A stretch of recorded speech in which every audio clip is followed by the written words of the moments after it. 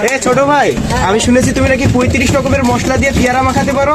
হ্যাঁ পারি তো। সুন্দর করে মাখাই দাও তো। এটা কয় টাকা নিবা দেখো তো এই পেয়ারাটা? 20 টাকা পড়বে। 20 টাকা? আচ্ছা, সুন্দর করে মাখাই দাও।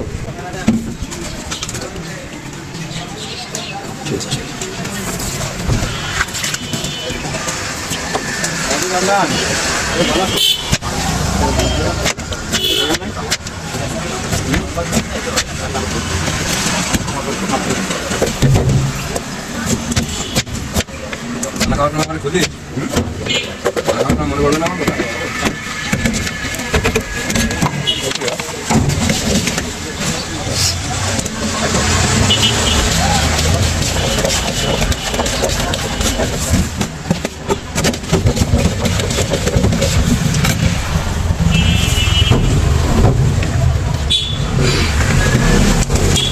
ছোট ভাই, মাখানো হয়ে গেছে? হ্যাঁ ভাই।